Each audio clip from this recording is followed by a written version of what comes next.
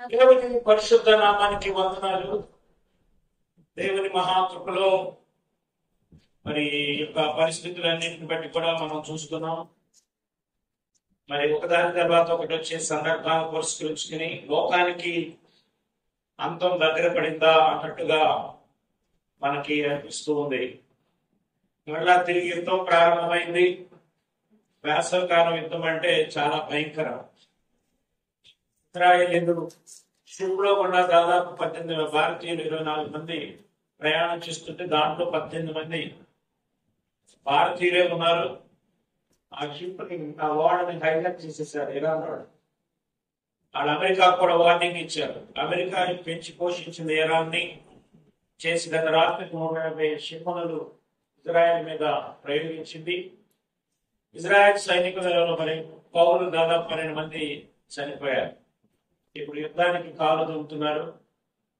వాళ్ళు రష్యా అనుమతి తీసుకుని వచ్చారు. అమెరికా ఓ పక్కన, రష్యా ఓ పక్కన యుద్ధానికి దిగబోతున్నారు. ఇక ప్రపంచ దేశాలంటే 2 భాగాలు అయిపోతాయి. యుద్ధం వచ్చే అవకాశం 90% ఉంది.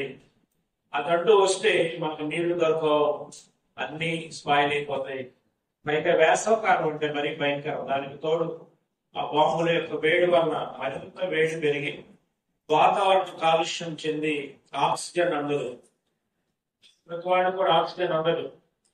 మరి ఆ పరిస్థితిలో వెళ్ళిపోతారు. మామూలుగా మన గాలిలో ఆక్సిజన్ ఉండదు, అప్పుడు మనకు ఊపిరాడదు మనం. కాబట్టి మరి వాళ్ళు చెప్పారు, ఇప్పుడు ఈ పరిస్థితిలో వేయొద్దని చెప్పినా కానీ వాడు వినకుండా ఇరాన్ వాడు గత రాత్రి వేశారు. వేస్తే ఇజ్రాయెల్ కంటికి ఒప్పుకోదు. ఎందుకంటే అమెరికా వాళ్ళ తరఫున దిగాలి వచ్చినట్టుగా. ఎందుకంటే అమెరికా యొక్క ఆర్థిక వ్యవస్థ అంతటి కూడా ఇస్రాయేలీలే యూదులే వాళ్ళకి మూలం. ఇప్పుడు మన భారతదేశానికి అంబానీ అలా ఎవరో ధనవంతులు ఎలా ప్రభుత్వాలు నిర్ణయిస్తారో అలాగే అమెరికా ప్రభుత్వానికి ఇస్రాయేలీలే వారి మూలం. కనుక వాళ్ళ మాట వినాలి, ఇజ్రాయెల్ మాట. ఏది ఏమైనా ఇజ్రాయెల్ క్షేమం కొరకు ప్రార్థన చేయమని దేవుడు మనకు చెప్పాడు. ఎందుకంటే వాడు దేవుని చేత ఏర్పాటు చేయబడిన ప్రజలు, నిబంధన కలిగిన వాడు. వాళ్ళ కొరకి ధర్మశాస్త్రం అనేది దేవుడు ఇచ్చాడు. ఆ తర్వాత క్రీస్తు ప్రభు భూలోకానికి వచ్చిన తర్వాత మనందరి కొరకు అన్యజనులైన మనందరిని కూడా రక్షించి తన బిడ్డలుగా చేసుకున్నాడు. కాబట్టి బైబిల్ ఎప్పుడో చెప్తుంది, అంచె దినం అపాయకరమైన దినాలు రాబోతున్నాయి. కనుక ఈ లోకం ఎప్పటికైనా అంతమవుతుంది. కనుక మారు మనసు రక్షణ పొంది దేవుని రాజ్యం కొరకు సిద్ధపడండి అని దేవుని యొద్ద నుండి దిగి వచ్చిన యేసుక్రీస్తు ప్రభువారు మనకు చెప్పారు. మన పాపాల నుండి, శాపాల నుండి విడుదల పొందడానికి దేవుడు తానే ఒక ప్రణాళికను మన కొరకు సిద్ధపరిచారు. దేవునికి స్తోత్రం, హల్లెలూయా. ఆ ప్రణాళికలో మొట్టమొదటిగా దేవుని సంఘం అని చెప్పబడే వధువుగా సిద్ధపడుతున్నటువంటి వధువు సంఘం దేవుని దగ్గరికి ఎత్తబడుతుంది. అది మధ్యాకాశానికి వెళుతుంది. ఆ తర్వాత చనిపోయి ఉంటే కనుక మృతులైన వారు కూడా వేస్తారు. మిగిలి ఉన్న వారి మీద గొప్ప ఉపద్రవం వస్తుంది. 7 సంవత్సరాలు సంఘం వెళ్ళిపోయిన తర్వాత, పరిశుద్ధులు వెళ్ళిపోయిన తర్వాత మిగిలి ఉన్న వారి మీద 7 సంవత్సరాలు పెద్ద హింస కలుగుద్ది. ఆ హింసలో దేవుని ప్రజలకు మరింత హింస కలుగు. అప్పుడు సంఘం ఉండదు.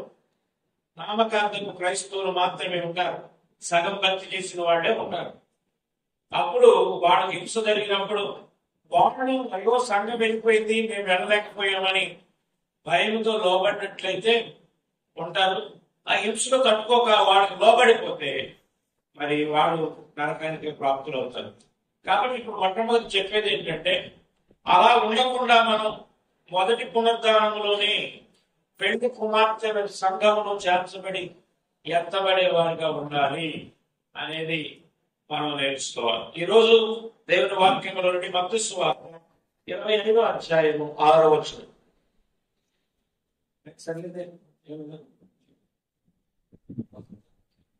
మత్తయి సువార్త 25వ అధ్యాయం 6వ వచనం. త్వరగా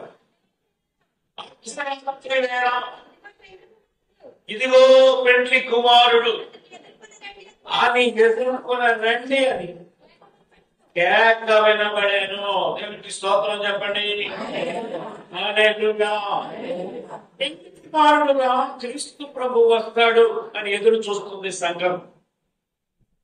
కానీ ఆయన ఎప్పుడు వస్తాడో మనకు తెలియదు. ప్రధాన దూత శబ్దముతోను ఆర్భాటముతోను దేవుని యొక్క కుమారుడైన క్రీస్తు ప్రభు మరొక్క పర్యాయం భూలోకానికి రాబోతున్నారు. ఒకప్పుడు చరిత్రను తిరగరాశారు. యేసయ్య తండ్రి యొద్ద నుండి భూలోకానికి దిగి వచ్చి కుమారుడిగా భూలోకంలో జీవించి ఆ పరలోక సౌభాగ్యాన్ని విడిచిపెట్టి మన కొరకు ఆయన భూలోకానికి దిగి వచ్చి మన పాపం శాపము కొరకు ఆయన శిలువలో మరణముంది, మరలా పునరుద్ధానుడై తిరిగి లేచి ఆయన పరలోకానికి ఆరోహణమయ్యాడు. ఇప్పుడు మనం ఆయన కొరకు చూస్తున్నాం.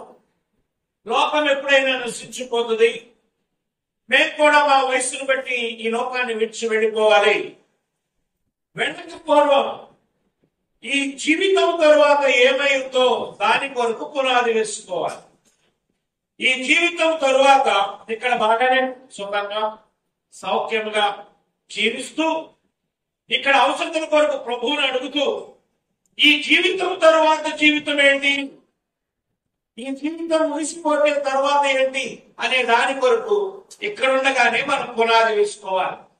మనం నమ్మాం క్రీస్తు పునరుద్ధానుడై తిరిగి లేచాడు కనుక మనం కూడా చనిపోతే తిరిగి లేస్తాం. ఎందుకంటే ఆయన చెప్పిన మాట, నా యందు విశ్వాసం ఉంచువాడు చనిపోయినా మరలా తిరిగి లేస్తాడు. దేవునికి స్తోత్రం. నిరీక్షణ ఇతరుల వలె మనం పెద్దగా దుఃఖపడం.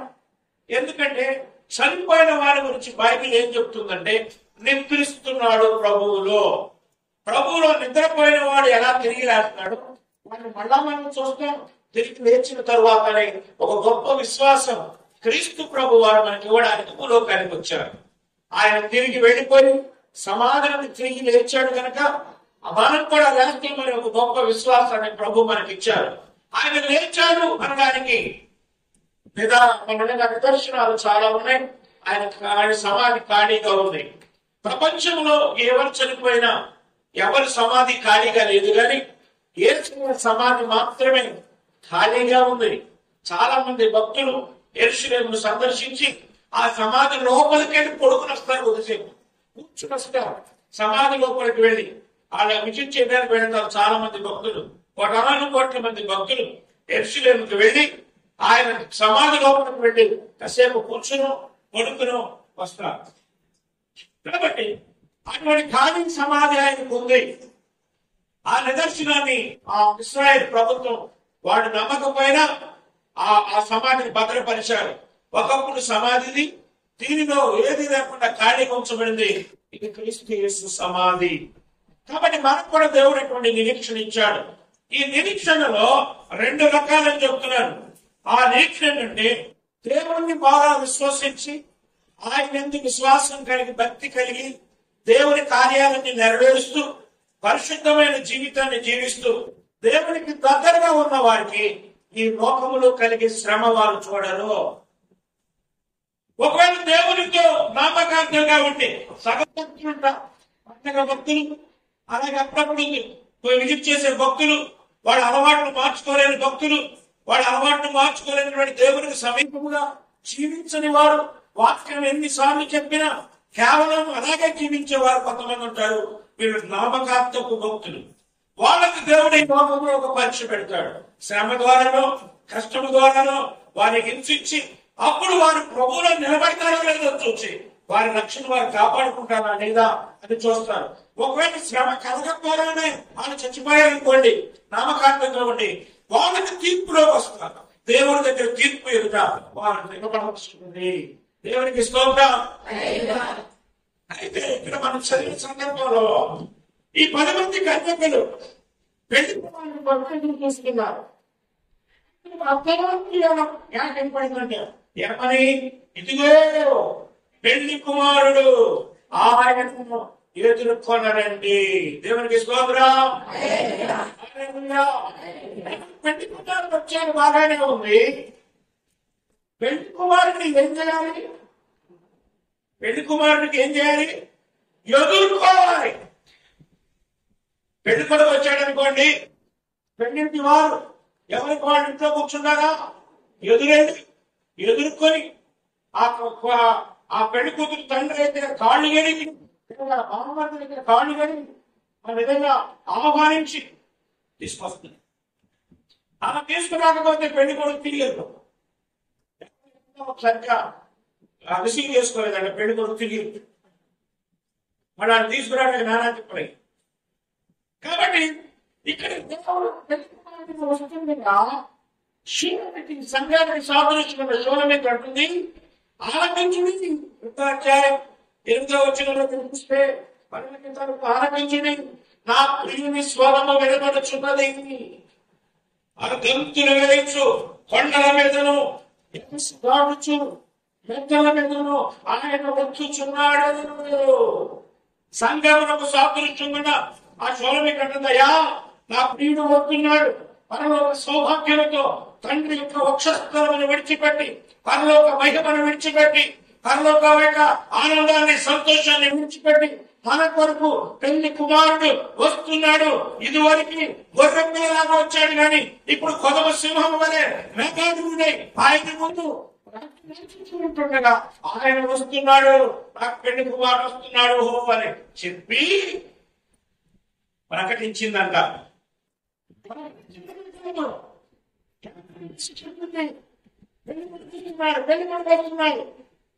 దేవుని కుమారుడు భూలోకానికి దిగి వస్తున్నాడు చెప్పి ఏం చేసిందంట, ఆయన కోసం ఎదురడడానికి మొదలు ఏం చేసిందంట, మంచం మీద కొడుకుని నిద్రపోయింది.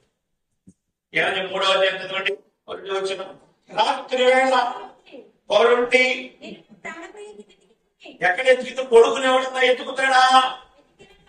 కొడుకుని ఎత్తుకుతాడా? పెళ్లి కొడుకుని ఇంట్లో కొడుకుని ఎత్తుకుతాడా? ఏమంటుంది, నేను రాత్రి వేళ కొడుకుని నేను వెతికాను, ఆమె చెప్తున్న మాటని పెళ్లి కుమారుడా నీ కొరకు ఎదురు చూస్తున్నామని సంఘం ఎదురు చూస్తున్న సంఘమైన శూలమితి చెప్తూ కేకలు చెప్తుంది, ఇదిగో పెళ్లి కుమారుడు వస్తున్నాడు, ఆలకించండి, నా ప్రియుని స్వరం వినబడుతుంది, ఆయన భక్తులు వేచి కొండల మీద మెట్టల మీద ఆయన వస్తున్నాడు అని చెప్పిన ఆవిడ ఎదుర్కోగా ఉండి ఆయన వచ్చే వరకు ఉండి ఆయన ఎదుర్కోవలసిన వ్యక్తి అలసిపోయి మంచం మీద పడి కొడుకుని నిద్రపోతూ ఉంది. అది నలుగుతా దేవుని కొరకు ఎదుర్కొనేవారు, దేవుని కొరకు సిద్ధపడే వ్యక్తులు పెళ్లి కుమారుడు దిగి వస్తున్నాడు. మంచాన్ని కంచాన్ని అందరిని విడిచిపెట్టి, ఆయన పైకి వక్షస్థలాన్ని విడిచిపెట్టి, మహిమను విడిచిపెట్టి, సింహాసనాన్ని విడిచిపెట్టి మన కొరకు వస్తుంటే సంఘమని చెప్పబడే మనం తీరిగ్గా మంచము ఈ లోక ఆచరణకు సాదృశ్యంగా ఉంది, సుఖానికి సాదృశ్యంగా ఉంది, సౌఖ్యానికి సాదృశ్యంగా ఉంది. ఏదో వస్తాడే ప్రభు వచ్చినప్పుడు కలుసుకుంటాంలే అనుకుని నిబ్బరముతో ఇంటిలో కూర్చుంటే కుదరదు. ఏం చేయాలి? ఎదుర్కొనడానికి సిద్ధపడాలి. దేవునికి స్తోత్రం చెప్పండి. అందుకేమన్నా నిరపక్షణ దూరం ఎప్పుడు తెలియదు. ఆ పెళ్లి కుమారుని ఎదుర్కోవడానికి మనం సిద్ధపడగలిగి మనం మంచం చెప్పండి సుఖానికి సౌఖ్యానికి సాధన. ఇతరులు సంఘం దేవుని నమ్ముతున్నారు, కానీ ప్రార్థన చేస్తున్నారు, సిద్ధపడగలిగి ఉంటున్నారు, దేవుని ఎదుర్కోవాలని ఆశ కలిగి ఉంటున్నారు, అన్ని కలిగి ఉంటున్నారు, కానీ వారి సుఖాలు సౌఖ్యాలు వారి యొక్క జీవన విధానాలు మార్పు లేదు. దేవుని కొరకు ప్రకృతి లేదు, అవి కావాలి ఇవి కావాలి. అందుకే ఏం చేస్తాం చెప్పండి, మనసు మీద పడుకుందంట. ఆ పెళ్లి కుమారుడు వచ్చాడు, ఆ ప్రియ సఖి అయినా భార్యను చూడాలి, పెళ్లి కుమార్తెను కలుసుకోవాలని వచ్చినటువంటి ఆయన ఆ గుమ్మం ఎదుట నిలబడి చాలాసేపు వేచి చూచి తిరిగి వెళ్ళిపోయాడు. ఏమైపోయాడు? ఎదురాలో ఎంతమంది ప్రభువుని ఎదుర్కోవడానికి బాధ్యత కలిగి చూస్తున్నారు. ఎన్నో హెచ్చరికలు మనకు చేయబడుతున్నాయి. యుద్ధాలు అవుతున్నాయని, మన ప్రాణాలు శాశ్వతంగా లేవని, ఏ సమయంలో ఏం సంభవిస్తుందో తెలియదని, మన ప్రాణం పోయిన తర్వాత ఈ లోకాన్ని విడిచిపెట్టిన తర్వాత అప్పుడు ఎక్కడికి వెళ్తామో తెలియని పరిస్థితులు, ఈ పరిస్థితులన్నీ ఎదుర్కోవడానికి మన మనసు సిద్ధపరచుకొని హెచ్చరిక చేస్తుంది. మంచాలు దిగకుండా, శరీర ఆశలను విడిచిపెట్టకుండా, భౌతికమైన ఈ లోక సంబంధమైన కోరికలను ప్రచురించకుండా, దేవుని సమయాన్ని కూడా దొంగిలించి ఈ లోక కార్యక్రమాల కొరకు పరుగులెడుతున్న వారి కొరకు దేవుణ్ణి ఎదుర్కోలేరు. దేవుని స్తోత్రం చెప్పండి. ఎవరు దేవుణ్ణి ఎదుర్కోలేకపోయారు? రోజు ప్రతి పూట సాయంకాలం వేళ మానవులు తయారు చేసి ఒక మనుషుడిగా ఆదాముని తనకు భార్యగా ఆ అమ్మను తయారు చేసి ప్రతి సాయంకాలం పూట దేవుడు వచ్చి ఆ ఏదైనా తోటలో ఆదామా ఎక్కడున్నారు రండి, సక్కలు ఎలా ఉన్నాయి ఏదైనా తోట, జంతువులకు ఎలా ఉన్నారు, ఇరవై ఎలా ఉన్నాయి, సింహాలు ఎలా ఉన్నాయి, ఎలా చక్కగా ఈ పళ్ళని తింటున్నారా, ఏది రుచికరంగా ఉంది అన్ని సాయంకాలం కూడా దేవుడు తెలుసుకుంటుంటే దేవుడితో మాట్లాడడానికి సంతోషంగా పరిగెత్తుకొచ్చేవారట. ప్రతిరోజు యేసయ్య ఎప్పుడు వస్తాడా, పంతొమ్మిది ఎప్పుడు వస్తాడు దేవుడు, ఆయన కలుసుకుని ఈ మాట చెప్పాలి ఆ మాట చెప్పాలని సంతోషంగా దినాలో ఒక దినాన దేవుడు వచ్చి పిలుస్తున్నాడు. ఆదామా నువ్వు ఎక్కడున్నావంటే, అయ్యా నీ తిరుగుతున్న పండుగ పాపం చేశావయ్యా, నా శరీరం మీద నా మహిమగా వచనం చెందిపోయిందయ్యా, ఇప్పుడు మేము నీకు నాకు ఇచ్చిన అవ్వ చెప్తా మాటని చేశాను, ఇద్దరు దిగబడుగా ఉన్నా, అందుకే నీ ముందుకు రాలేకపోతున్నామయ్యా, తప్పు చేసావయ్యా, అందుకే నీ ముందుకు రాలేకపోతున్నామయ్యా అని చెట్టు చాటున దాక్కుని మాట్లాడుతున్నాడు. మనలో అవిధేయతుంటే, మనలో అపవిత్రతుంటే దేవుడిని ఎదుర్కోలేము, దేవుడి ముందుకు రాలేము, దేవుడి దగ్గరికి సిద్ధపడి రాలేము, ఎదుర్కొని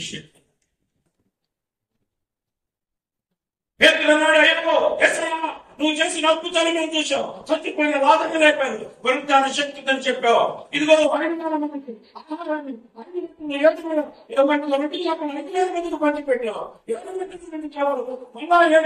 పంచి పెట్టావు, ఇంత గొప్ప దేవుడు నిన్ను విడిచిపెట్టి ఎక్కడ వెళ్తావు ప్రభా అని అన్నప్పుడు, ఎదురు నేను లోకంలో ఇదిగో లోకాన్ని జయించడానికి వచ్చాను అంటే లోకం నిన్ను మరి శిక్షించడానికి కాదు, లోకంలో శిక్షణ ఇస్తున్న వారి కొరకు నా ప్రాణాన్ని ఇవ్వడానికి వచ్చానయ్యా, నిన్ను పట్టుకుంటారు, సిలువు మరణం చేస్తారు, సిలువులో చంపుతారు, అప్పుడు జాగ్రత్తగా మీరు నా కొరకు నిలబడాలంటే నీకు దూరం అవ్వాలి, ఎదురుగా ఉండాలి, ఎదురులాగా ఉండాలి, నిజంగా ఉండండి. ఏదోవాడు పిచ్చోడా, నేను మీ కొరకు చనిపోకపోతే మీ పాపముల నుండి శాపముల నుండి మీరు విడుదల పొందలేరు కనుక నేను ఖచ్చితంగా మీ కొరకు చనిపోవాలి. సరే ప్రభా అన్నారు, అవసరమైన ప్రారంభం చేస్తామయ్యా అన్నారు. యేసు ప్రభుని సిలువేగిన పారిపోయాడు. అన్న దేవుడు పరలోకం దిగి వచ్చి ఆ పరలోకంలో దేవుడు చూచాడు. అందుకే ఆ సముద్రం దగ్గరికి వెళ్ళినప్పుడు పేతురు ఎదురుపడ్డాడు. పేతురు ఎదురుపడితే అది ప్రభు అని తెలుసుకుని వెంటనే సముద్రం తింటాడు. ప్రభు నీకు ఇచ్చిన మాటలు నేను మర్చిపోయాను, నీ ముఖం చూడలేదు. ఆయన దేవుడికి ఏమైనా మాటిస్తున్నావు, బాప్తిసం పొందాడు, శోధనైనా బాధనైనా నీ కొరకు నిలబడి నీకు సాక్షులుగా నిలబడు. దేవుడికి స్తోత్రం. హల్లెలూయా. అందుకే ఒక్కొక్కరు చెప్తున్నాడు, ఆయన ఏమంటాడు, విశ్వాస జీవితంలో విశ్వాసం కావాల్సిందండి. ఏమన్నా చెప్పండి, విశ్వాస హృదయంలో దేవుడు ఉండాలి, గదిలో ప్రార్థన ఉండాలి, వీధిలో సాక్ష్యం ఉండాలి. వీధిలో నీ గురించి ఏం చెప్తారు? మన శుభం ఎక్కడిదమ్మా అంటే, అయ్యా శుభంసానికి ఏం చెప్పావు అయ్యా, మీ దగ్గర మందికి నమస్కారం చేస్తుంది కానీ ఇది పోయి దగ్గర చూడాలి దాని సోకేటు అని సాక్ష్యం చెప్తున్నారా? అయ్యా ప్రార్థన వచ్చేవాడు వాడు నోరు తెరిస్తే ఉంటదయ్యా అని చెప్తున్నారా? ఏ సాక్ష్యం? గదిలో దేవుని ప్రార్థన ఉండాలి, వీధిలో సాక్ష్యం ఉండాలి. దేవుని స్తోత్రం చెప్పండి. చెడిపోయిన తర్వాత, లోకాన్ని విడిచిన తర్వాత, లేకపోతే నువ్వు లేని సమయంలో నిన్ను గురించి మంచి సాక్ష్యం చెప్పాలి. అలా బతకాలి. బతికినంత కాలం మంచిగా బతకడం నేర్చుకో. అది దేవునికి ఇష్టం, అది మీకు మిమ్మల్ని ఉన్నతమైన స్థితిలో తీసుకెళ్ళి దేవుని మార్గంలో నడవడం, లేకపోతే దేవుని మొక్కలు మనం చేయలేము. మోషే అంట, దేవుడు 40 దినాలు మోషేని పర్వతం మీదకి రమ్మన్నాడు. ఆ పర్వతం మీదకి వెళ్ళాడు. మనుషుడు ఎట్లా బ్రతకాలో ధర్మశాస్త్రం రాసిచ్చాడు. ధర్మశాస్త్రం రాసిచ్చాడు. ఎందుకంటే మన మనుషులు ఎట్లా బతకాలి, ఎవరు ఏ తప్పు చేస్తే ఏ శిక్ష చేయాలి, ఎవరికి ఎన్ని రోజులు, ఎవరు ఎట్లా ఉండాలి, ఏంటి ఇవన్నీ కూడా ఒక ధర్మశాస్త్రం ఉండాలి. ఈ రోజు భారతదేశానికి ధర్మశాస్త్రం రాసిన ఎవరు అంటే డాక్టర్ బిఆర్ అంబేద్కర్. ఒక హరిజన మాల కుటుంబాన్ని పుట్టిన ఆ దినాల్లో ఆయన వెలివేసి స్కూల్కి వెళ్తుండగా, అట్లాంటి ఎండల్లో స్కూల్కి వెళ్తుండగా దాహం వేసి మనిషిని అడిగితే ఎవరో నువ్వు అన్నారు. ఫలానా వాళ్ళని. చిచి నీకు మంచిని ఇస్తే మా పాత్రలన్నీ కలుషితం అయిపోతాయిరా, ఒక మానవుడి నువ్వు బయటికి పోని తోచేస్తాడు. వెళ్ళిపోయాడు. స్కూల్లో చదువుతుండగా వాళ్ళతో కలిసి మాతో కలిసి కూర్చోడానికి లేదని వెనక బెంచిలో కూర్చోబెట్టి చదివించి వాళ్ళు అయితే పడవ ఎక్కడానికి వీల్లేదు. మానవాళ్ళు మాదిగోళ్ళు పడవలు ఎక్కడానికి మాతో పాటు ఉండడానికి వీల్లేదని ఈ పెద్ద జాతి ప్రజలు వాడు హింసిస్తున్న సమయంలో రోజు బట్టలు చేత పట్టుకుని ఆ పైన పట్టుకుని చేతితో పుస్తకాలు బట్టలు ఆ నదిలో ఈదుకుంటూ వెళ్ళి బట్టలు వేసుకుని స్కూల్కి వెళ్ళేవాడు. కానీ ఏం చేసేవాడు తెలుసా? స్కూల్ టైం అయిపోతుంది, ఇక్కడ స్కూల్ మూసేస్తున్నారు అనగానే ఏదో బెంచి చాడు బీరువా చాడు నక్కేవాడు. ఆ వచ్చి చూసి అందరూ ఏం చేసేవాడు అంటే ఎవరు లేదంటే తాళాలు వేసుకుని వెళ్ళిపోయిన తర్వాత ఆ లైబ్రరీలో లైట్ వేసుకుని రాత్రి అంతా చదివేవాడు. ఆ లైబ్రరీలో పుస్తకాలు మహామేధావి. భారతదేశంలో ఇంతవరకు అట్లా చదివినోడే లేడు, అంత జ్ఞానవంతుడు లేడు. మనకు రాజ్యాంగం కొరకు అమెరికా వాడు అన్నారు, ఇదిగో మేమెందుకయ్యా మీ దేశంలో మేధావి ఉన్నాడు డాక్టర్ బిఆర్ అంబేద్కర్, ఆయన రాస్తాడు. ఆయనే రాసాడు రాజ్యాంగం. ఆ రాజ్యాంగం రాసి మనుషులు ఎట్లా ఉండాలి, ఏ చట్టం, ఏ కేసు, ఈ కేసులు సెక్షన్లు అన్ని రాసుకొచ్చాడు. ఆయన భారతదేశానికి రాజ్యాంగం రాస్తే దేవుని ప్రజలందరికీ రాజ్యాంగం రాసింది ఎవరు చెప్పండి? మోషే దేవుడి ప్రజలకు ఆయన్ని ప్రభుత్వం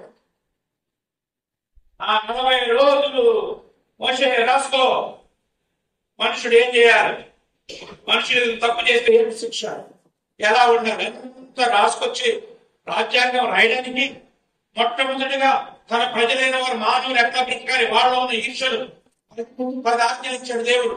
నేను తప్ప వేరొక దేవుడు నీకు ఉండకూడదు, ఏ రూపం పెట్టి ఆ రూపాన్ని చేయకూడదు, నిజమైన దేవుడిని ఆరాధించాలి, నిన్ను వరే నీ పొరుగు వారిని ప్రేమించాలి. 2వ ఆజ్ఞ, నీవు నీ పొరుగు వారిని దేన్ని ఆశించకూడదు, నీ పొరుగు వారిని భార్యను ఆశించకూడదు, నీ పొరుగు వారి దానిని ఆశించకూడదు, నీ పొరుగు వారి ఇల్లును ఆశించకూడదు, నీ పొరుగు వారి గాలిని ఆశించ. ఇట్లా 10 ఆజ్ఞలు రాశాడు. వ్యభిచరించకూడదు, దొంగిలించకూడదు, అబద్ధ సాక్ష్యాలు పలకూడదు, ఇవన్నీ దేవుడు చెప్తున్నాడు.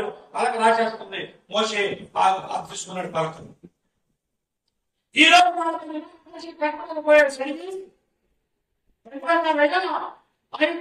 తీసుకొచ్చిన మోషే ఏమైపోయాడు? కనపడలేదు. ఇప్పుడు మనం నడిపించేది ఎవరు? స్థానానికి వెళ్ళాలి, ఎవరు నడిపిస్తారు? లేదు లేకుండా మేము వెంట నడిచేద్దాం. బాబురు వెళ్ళావా, బాబురు వెళ్ళాలి, బాబురు ఎట్లావా, ఇదిగో బాబురు విన్నావా. కాబట్టి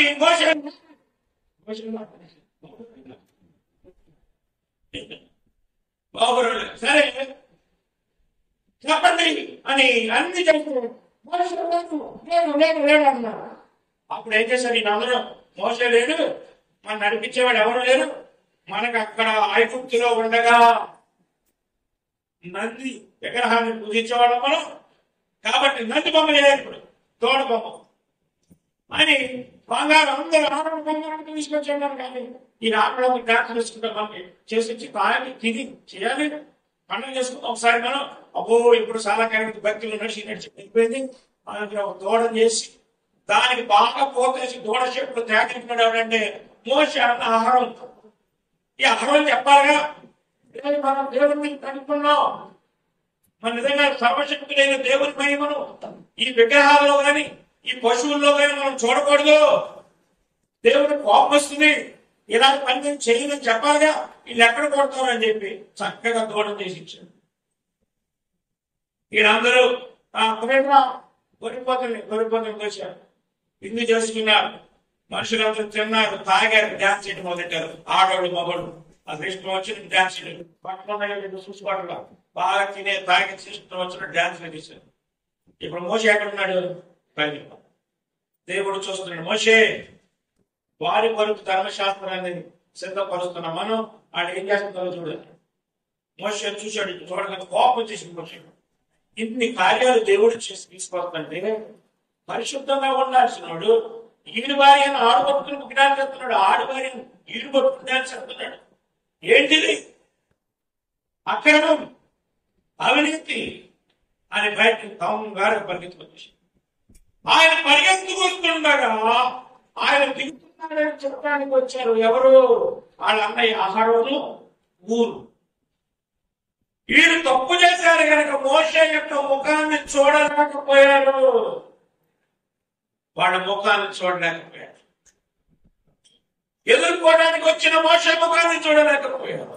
నీతి సూర్యుడైన దేవుడు తాను ప్రత్యక్షమైనప్పుడు దేవుని సంఘం అని చెప్పబడిన మీరు ఆయన చూడాలి అంటే మీరు పరిశుద్ధతను కాపాడుకోవాలి, పవిత్రతను కాపాడుకోవాలి, మన సాక్ష్య జీవితాన్ని కాపాడుకోవాలి. ఊరికే షోలమితిలాగా దేవుడు చెప్తున్నాడు, మా దేవుడు గొప్పడు, మా దేవుడు పిల్లలు ఇస్తాడు, మా దేవుడు ఆశ్రయిస్తాడు అని చెప్పుకొని మంచం మీద పడి నిద్రపోయేవాళ్ళం అనుకోడు. అక్కడేసింది, ప్రకటించింది, కానీ ఎదుర్కోటాక రాలే. ఎవరు ఎదుర్కొన్నారు? ఎదుర్కొన్న వారెవరు? హానోకు దేవుడిని ఎదుర్కొన్నాడు. హానోకు పిల్లలున్నారు, భార్య ఉంది, కుటుంబం ఉంది. దేవుడితో నడిచాడు. ఒక దినాన్ని పొద్దుతో పాటు సముద్రానికి వెళ్ళిపోయాడు. దేవుడు అన్నాడు, హానోకు రావయ్యా అన్నాడు. ఏలియా ఏం చేశాడు? ఏలియా తన పాపాన్ని ఒప్పుకున్నాడు. వేతనలో తను కాపాడాలి, తన యొక్క విశ్వాస జీవితాన్ని నిలబెట్టుకున్నాడు.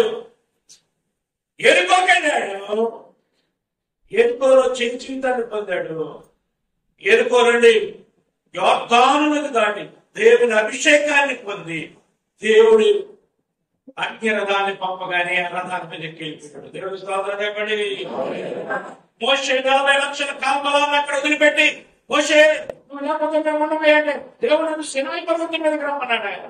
ఏం చేయదు, దేవుడి మాట కంటే మీ మాట కంటే నీ ప్రేమను విడిచిపెట్టలేకపోతున్నాను. అయినా దేవుడి మాటకి ప్రాధాన్యతని ఈ బంధాలు, బాంధవ్యాలు, ప్రేమలు, ఆప్యాయతలు అన్నిటినీ విడిచిపెట్టి ఆ పర్వతం మీదకి వెళ్ళి దేవుడు పంపించిన మేఘం మీద ఆయన పైకి ఆరోహణమైపోయాడు.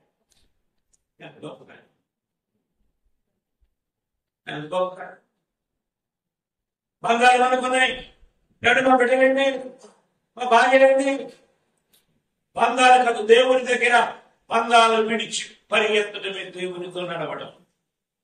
ఈ లోకంలో ఉన్న వాటిని పెనవేసుకుపోవడం కాదు. ఎందుకంటే ఇవి శాశ్వతమైనవి కాదు, ఏదో ఒక రోజుని వీటిని విడిచిపెట్టి వెళ్ళాలి. కనుక పెళ్లి కుమారుని ఏం చేయాలి? చెప్పండి, ఎదుర్కోవాలి. చెప్పండి, చెప్పండి. పెళ్లి కుమారుని ఏం చేయాలి? సిద్ధపడి ఉంటే చెప్పాలి. పెళ్లి కుమారుడికి సిద్ధపడిపోయి ఇంట్లో కలిపేసి కూర్చుంటే ఉన్నదాన్ని ఉన్నట్టే ఉంటాం, ఆయన చెల్లిపోతాడు. పెళ్లి కుమారుడు ఎదుర్కొనేవాడు ఏం చేస్తాడు? పేర్చి చూస్తాడు, మెలుగుగా ఉంటాడు, పరిస్థితులు గమనిస్తాడు, అన్ని విషయంలో శ్రద్ధ కలిగి నిర్లక్ష్యం విడిచిపెట్టి మంచాన్ని విడిపెడతాడు. మన మంచం, మన కంచం వదలదు. కొంతమంది కంచం కోసం తిండి కోసం దేవుడు పక్కన పెడతారు. అంటే భోజనం వెళ్ళగలిగింది ఏమో కంచె కోసం వెళ్ళాడు, గడికి వాసం అందుకన్నాడు. దేవుడు నేను కాదు, వాడు దేవుడు గడికి మేము కాకుండా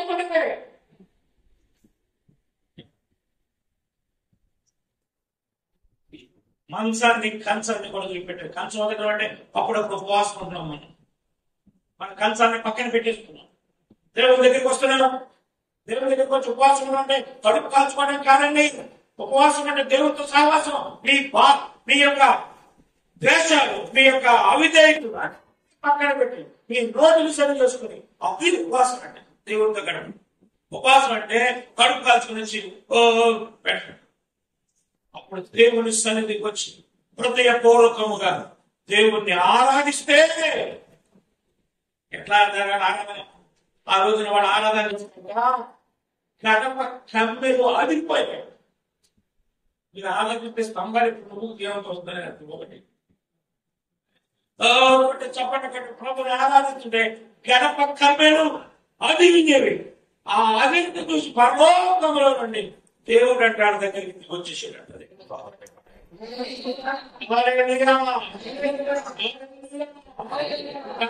కమ్మెలు ఎదిరిపోవాలి, దాన్ని ఊడి పడిపోతే ఏమన్నట్టుగా ఉన్నాయి. ఆరాధన మంచిగా